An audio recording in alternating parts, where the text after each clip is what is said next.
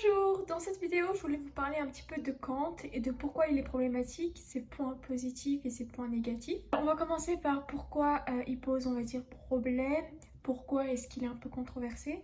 Kant, il affirmait qu'on ne devait jamais mentir, même pas à un meurtrier, c'est-à-dire que pour lui, si un meurtrier vient chez toi et qui demande par exemple où est ton ami, tu dois lui dire, même si tu sais que ça peut mal se terminer.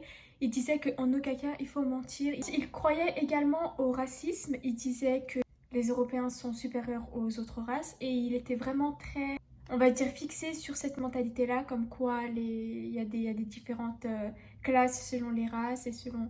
Voilà, il était un petit peu dans cette optique-là de se dire que les Européens sont au sommet. Autre point, pas négatif, mais qui est un peu controversé, qu'il réglait tout à la minute. C'est-à-dire qu'à cette heure-ci, il devait se lever, à cette heure-ci, il devait sortir. Tout était réglé à la minute, à un tel point que même les voisins ont décidé de s'organiser par rapport à Kant. Des fois, il disait par exemple, ok, on fait ci et ça quand Kant sort parce qu'on sait que ce sera à cette heure-ci ou cette heure-là. Un autre point, on va dire négatif, c'est que Kant, il pensait que l'homme devait dominer la nature et l'exploiter. La nature, c'est un moyen de connaissance, un objet de reconnaissance, mais pas quelque chose à comprendre. Et il était pas, enfin, il s'identifiait pas aux valeurs écologiques et tout ça. Il disait que la nature, c'était pas quelque chose dont l'homme devait avoir considération et reconnaissance. Ensuite, pour lui, une femme, ça pouvait pas penser objectivement. Il disait par exemple, une femme est ridicule entre guillemets et du coup, pour lui, la femme devait chercher non pas à connaître, à avoir plus de connaissances, mais simplement à plaire aux hommes. Pour Kant, il croyait en la liberté, mais en la liberté de... Pour lui, la liberté, c'est de croire en sa raison. Il était, on va dire, un petit peu contre tout ce qui est trop sentimental, trop émotionnel.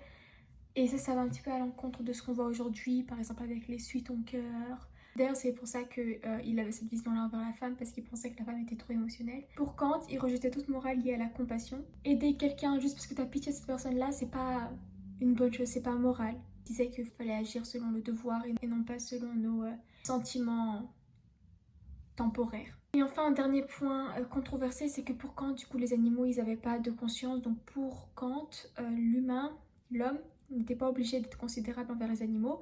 Par exemple, si l'homme voulait torturer un chien, il peut le faire. Pour lui, c'est pas immoral. Par contre, si l'homme veut par exemple détruire des abeilles, tout ça, pour lui, ce serait immoral parce que les abeilles aident à, voilà, à la pollinisation, à nous nourrir en fait. Donc pour lui, c'était pas moral tant que ça touchait pas à l'humanité.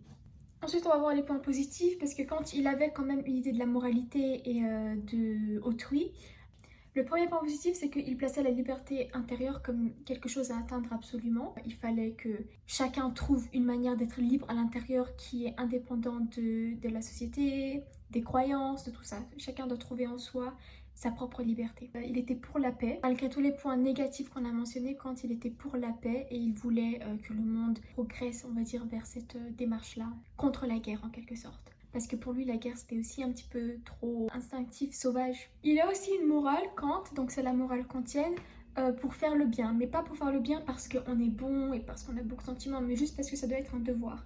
Plutôt dans cette optique-là. Si tu le fais parce que tu as pitié de la personne et que tu vois la personne comme inférieure et par dépit, pour lui, ça n'avait pas de sens.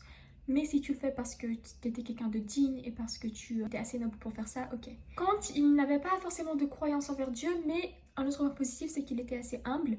Il disait que l'humain ne pouvait pas tout savoir et que même s'il ne croyait pas en Dieu, il n'était pas fermé au mystère de l'univers, à la grandeur qui puisse exister, par exemple, quelqu'un de plus grand que soi. Il avait aussi un respect radical envers l'autre, chaque personne était digne et qu'on devait respecter. Donc ça va un petit peu à l'encontre avec ce qu'on avait dit sur les femmes.